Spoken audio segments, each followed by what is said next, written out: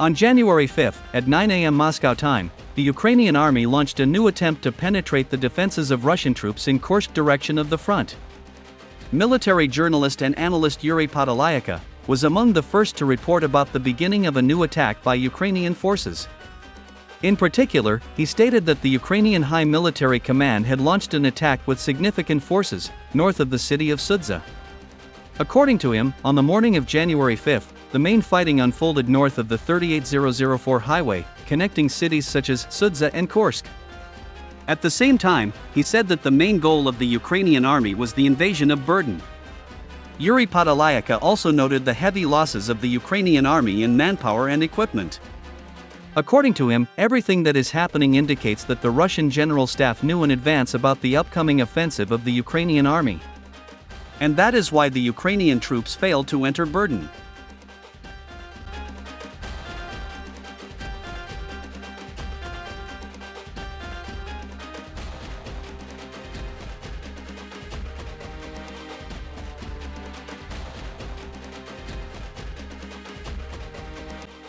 An authoritative military expert, Boris Rozin, also commented on the situation in the Kursk region. In particular, he confirmed that on January 5, the Ukrainian army made a new attempt to launch the so-called meat assault on Russian positions, throwing significant forces into battle. It is also worth noting the words of war correspondent Roman Alekin. According to him, the attempts of the Ukrainian army to break through towards the settlements of Berdyan and Bolshoy-Soldotskoye turned into a real disaster for the Ukrainian troops. Roman Alekin noted that in the first hours of the Ukrainian attack, Russian artillery, FPV drones, and combat aviation destroyed more than 30 units of enemy heavy equipment, including Western tanks.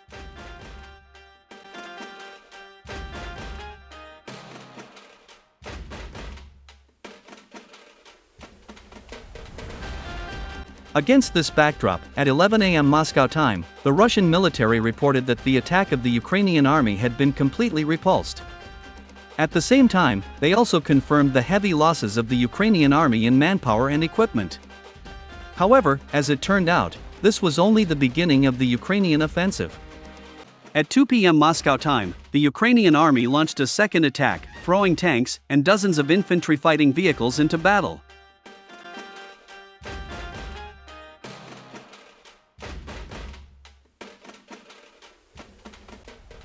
Simultaneously with this, Ukrainian propaganda began spreading disinformation that Ukrainian troops had allegedly captured the settlement of Berdyan.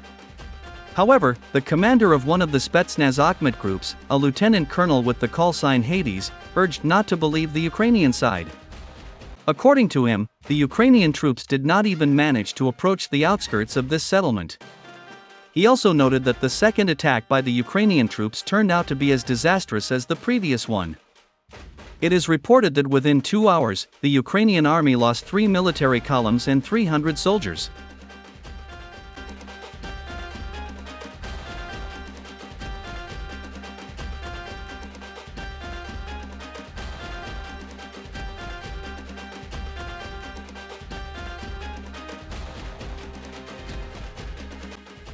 Immediately after that, the Ukrainian army launched a third attack on the positions of Russian troops to break through towards the settlement of Berdyan.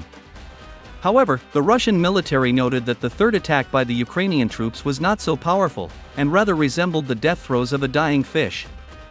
All this indicates that the Ukrainian army almost completely exhausted its offensive potential in the first two attacks, as a result of which the Russian troops managed to stop the offensive of the Ukrainian forces completely.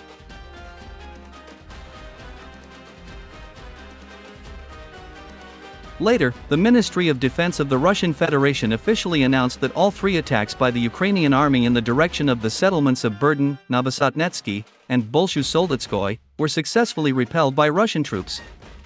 Moreover, the Russian Defense Ministry noted that the Ukrainian army's attacks on Russian positions in the Kursk region were not offensive, but only conventional counterattacks. Russian military department said that the Ukrainian army had taken such a desperate step in order to disrupt a major offensive by the Russian troops in the Kursk region. It is reported that participating in this attack, Ukrainian army units from the 47th Separate Mechanized Brigade, the 82nd Separate Assault Brigade, and the 36th Separate Marine Brigade suffered catastrophic losses in manpower and equipment and were unable to achieve none of the set tasks. My dear truth seekers, given the fact that during today's attack, the Ukrainian army managed to take control only of the settlement of Cherkaskoye Portnoy, which had been in the gray zone for 5 months, it is safe to say that today's attempt by Ukrainian troops to attack Russian positions resulted in an epic fail.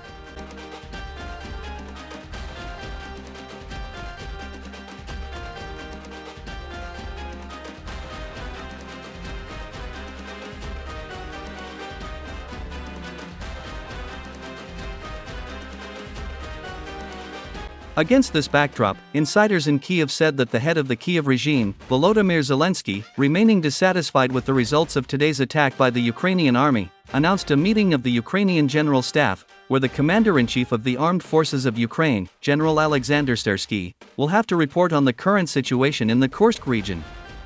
It is reported that this meeting will be held on Monday, January 6.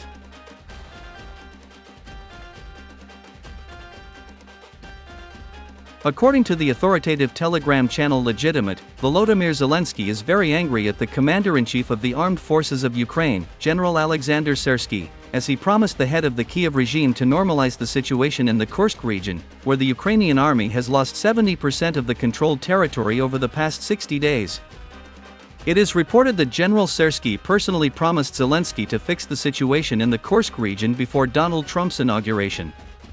However, today's failure of the Ukrainian army made Zelensky nervous, as Kyiv failed to increase the zone of controlled territory in anticipation of upcoming negotiations with the Trump administration.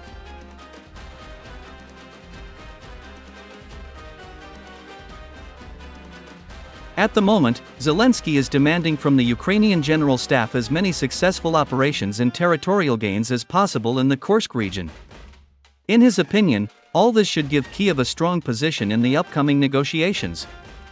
Proceeding from all this, it can be stated with confidence that by January 20th, the Kyiv regime will commit many more similar meat assaults, without sparing its soldiers and heavy equipment.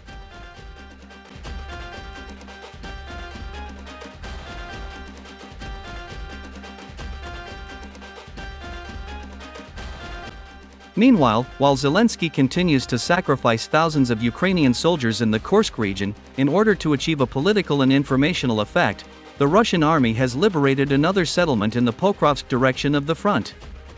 In particular, on January 5, war correspondents confirmed that the settlement of Sukhoy Yar, southeast of Pokrovsk, came under the full control of the Russian army. Moreover, after the liberation of Sukhoy Yar by Russian troops, the Ukrainian army units located in the settlement of Lasovka found themselves in an operational encirclement. Against this backdrop, the Ukrainian troops started to leave that settlement hastily.